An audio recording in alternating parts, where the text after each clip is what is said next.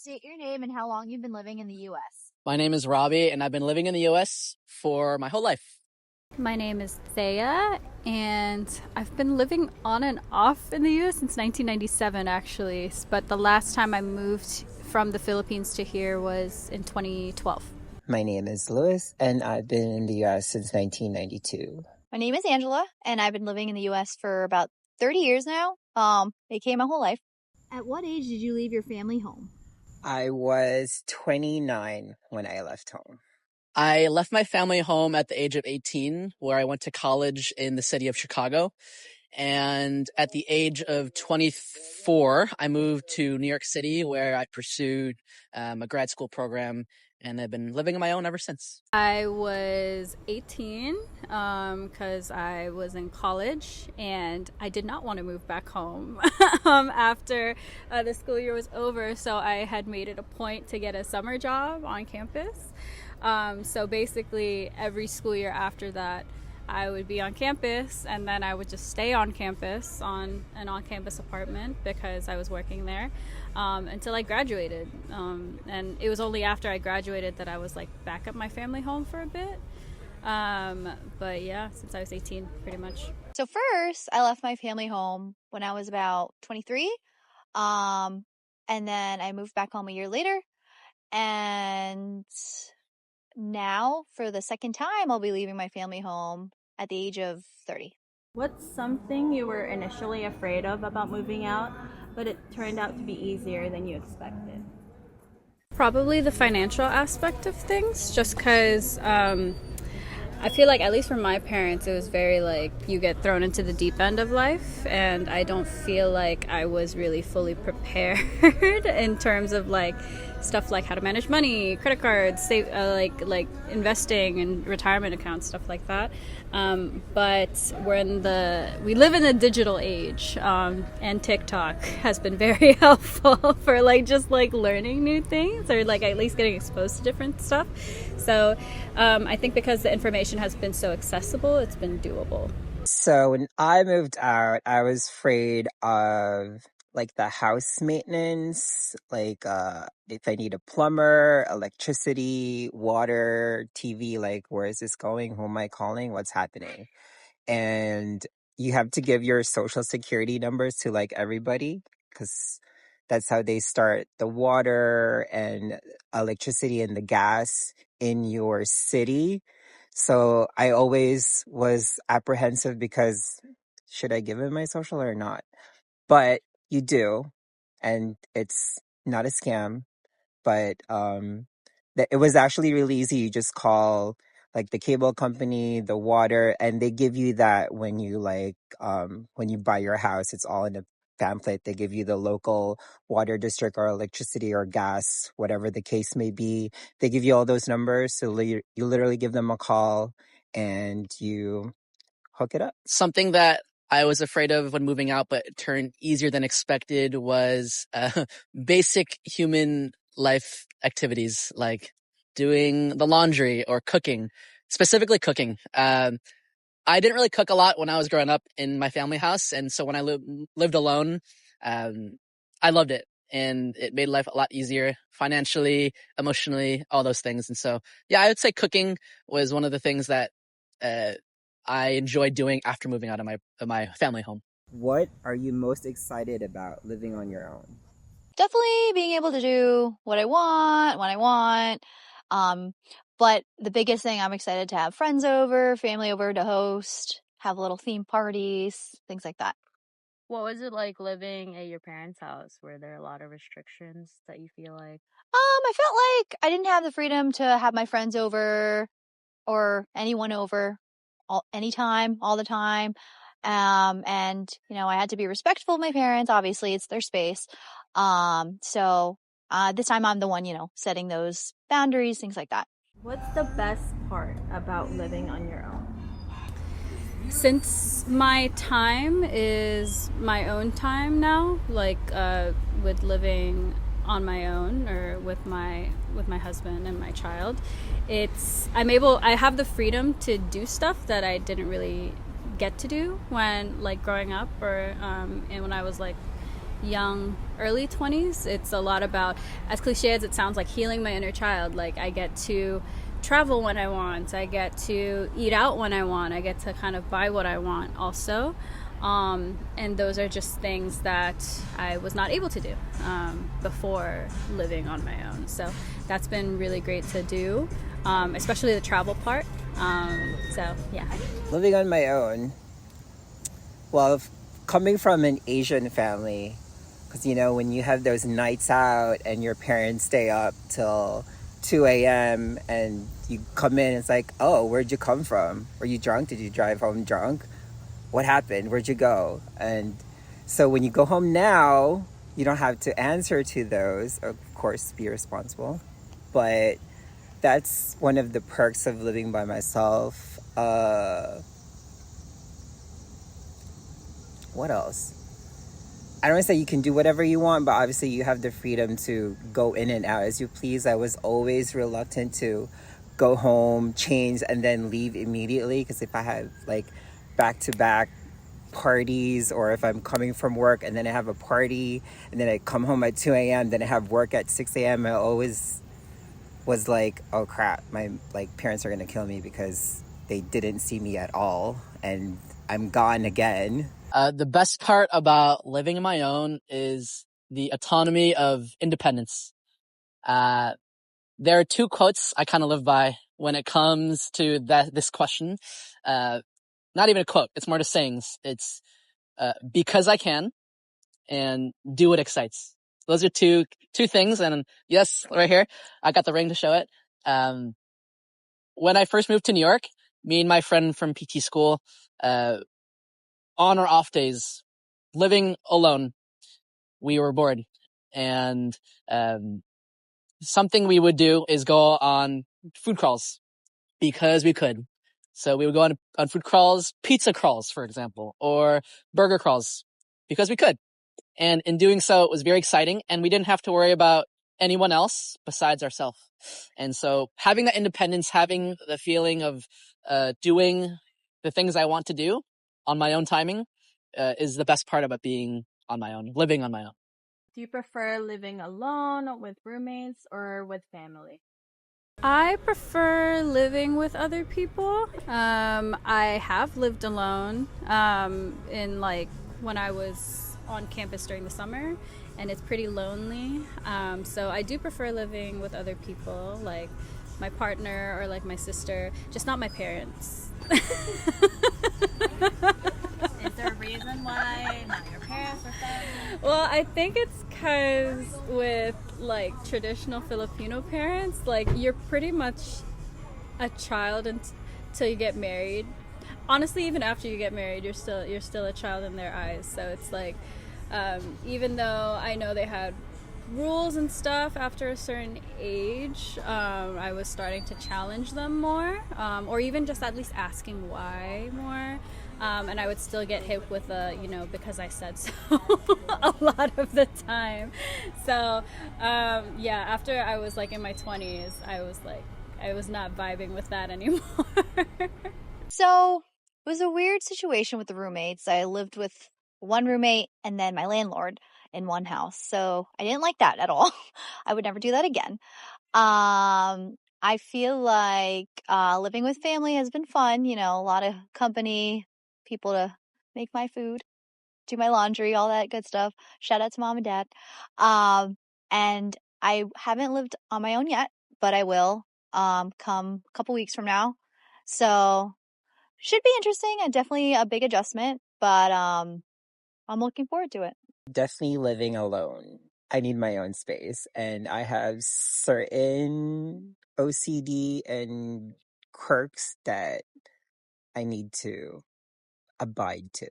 I have never lived alone. Uh, I have a preference of having roommates and or family members.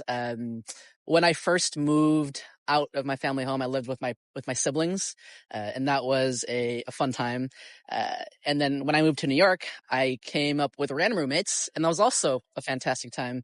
I think it's within our human nature to be a part of something, a part of a community, and what better way to do it with roommates and even better, roommates to be family members at the same time. So What's the biggest challenge you faced when you first started living on your own? Adjusting to the fact that when I go home, it's just me. So if there's no food or my laundry's not done, I have no one to blame but myself. When I get home and there's no food because I didn't take the meat out. And it's not like I can call like, hey, can you take the meat out? Because I get out work at 5. And when I get home, it's still going to be frozen. And homesickness was a thing for the first few months. Luckily, my parents were nearby, so I could always go home. But definitely that was a big adjustment that I had to adjust to. I think the biggest challenge I faced was more so when I moved to New York. It was the first time I was away from my family and close friends back from Chicago. And I think the biggest challenge was the act of being and feeling alone. There are a lot of moments, especially in New York City, where as populated as it is and how happening as it is, you truly feel alone when you don't really have a community. And so that was definitely a big challenge for me, it was being and feeling alone for a very long time.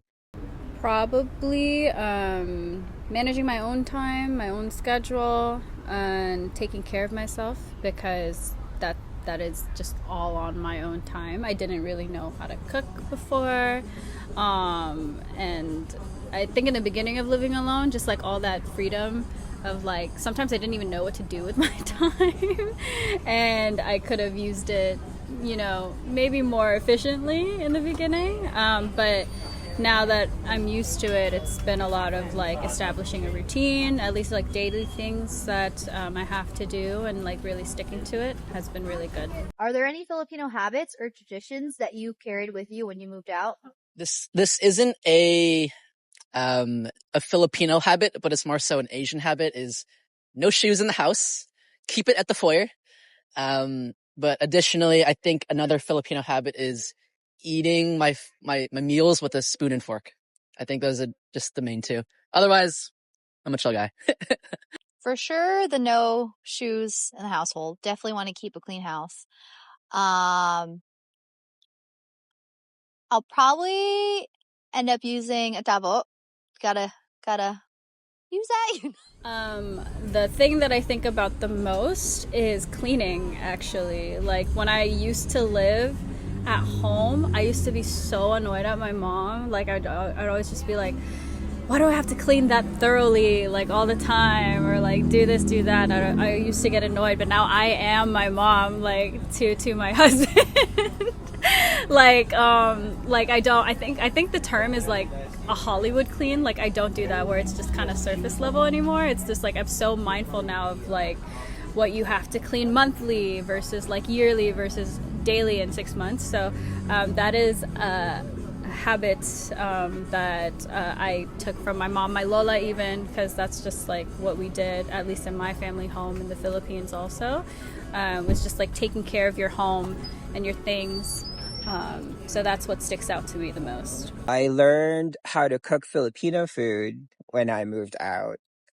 And cooking Filipino food is like cooking for your whole clan, because you can't just cook for a meal of one. So there's always leftovers. And no shoes in the house, definitely a thing. Everything else is probably just like superstitious stuff. Like when you enter, you take your shoes off and you have the shoes pointing inside, not towards the door, because you don't want the good luck to leave. You want it to enter your house. How has living on your own changed the way you see yourself? I feel a lot more capable and confident and more maternal. Even before having a kid, I just felt like I could not only like take care of myself and confidently do that, but I was able to take care of like the people around me, and just be confident in that. And I honestly don't feel like a child anymore. Before I used to feel like I was still like a teenager. But nowadays it's like it's just moving through life more confidently, and more kind of assured in my own decisions. So, yeah. I feel like it gave me more self-confidence and kind of gave me, I guess, stability that I can make it by myself. Um, yeah, just because you're alone, again, you have no one to call about your home besides yourself. So if the bills aren't paid, that's all on you. So doing that each month gave me confidence, like, hey, I could do it. I'm by myself. All the bills are paid. I have food. All the chores are done. Like, yeah. So I've been living on my own for the past 5 years in New York City. And being in New York City, feeling very alone at a lot of times. Um, I've learned how to be happy, but I realized that being happy comes intrinsically. It doesn't come from anybody else. And in being happy intrinsically, helped me show up for others. What would you do differently when you first started living on your own? What would I do differently? Well, to go back to the last question, probably don't be as scared of messing something up because there's honestly nothing you can do that would that's not undoable. Uh I don't know if I would change anything, but I can give an advice to not to do would be like if you, let's say you decide you want to be on your own, I'd say don't rush into anything. And I mean anything. I slept on the floor for like 4 months in winter because I couldn't afford the bed that I wanted. So don't rush, whether it's the bed, a sofa, TV, dishes, don't rush into anything because I believe in not settling. I will not settle. If I can't have it now, I can't have it now. But if I can have it next month, I'm waiting that 1 month because I'm not settling. Because if I buy something now and it's not the one I want, and I'm eventually going to get the one that I want, then I just wasted that money on that. So that's, I, that's what I did. So that would be my advice to somebody else. Probably save more of my money. I think I went a little crazy like the first few years because I just had newfound freedom. And I had like my own money, so I was just like, oh my god, I'm gonna go crazy. If I could go back, I probably would have set more stuff aside. I don't regret the experiences and stuff I had, but in the event that I could have redone it, I probably would have done that. Something I would do differently when starting out to live on my own would be to do my research. I think it's very easy for people who are starting out to live on their own to find their first option or to capitalize on their first option when really you should do your research. There's a lot of factors involved when it comes to finding your apartment, whether that's the area you're in, whether that is the financials of the situation. But for me, what I had found when I first lived on my own was finding the cheapest option. And I also lived in a shoebox apartment when I lived out here.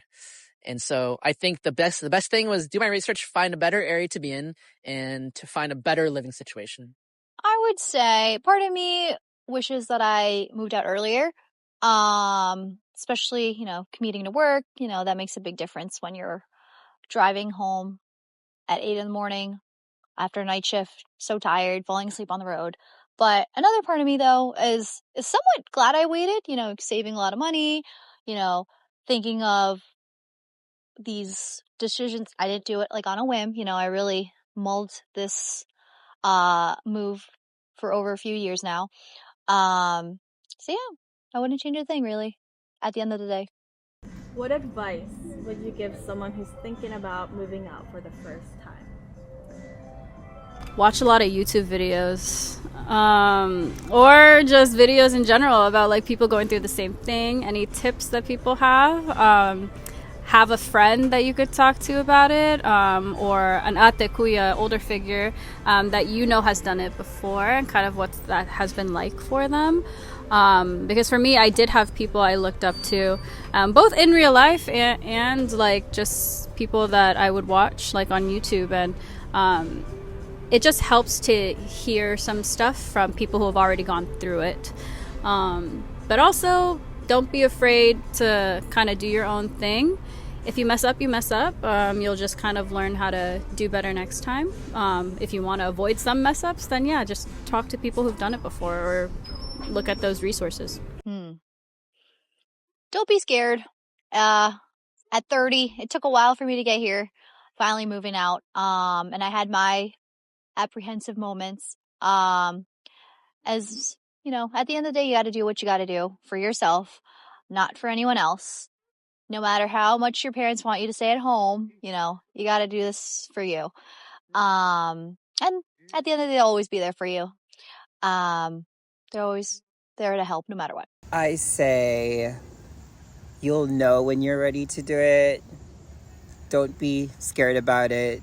Just kind of give yourself room to make mistakes. But if you really want to try it out, there's no harm in trying it out. But again, you'll know when you want to try it out on yourself, and just don't be afraid to make any mistakes. Some advice I would give someone moving out for the first time would be to find your community. I say that because when you're living alone, in a lot of ways, you will feel alone. And so when you first move out, it will be very easy to be on your couch, be on your bed, and stay home. It's within us, it's within our human nature to take the path of least resistance. And so to find your community, just go out there. Find people who you enjoy life with, who you enjoy activities with, so you will feel less alone.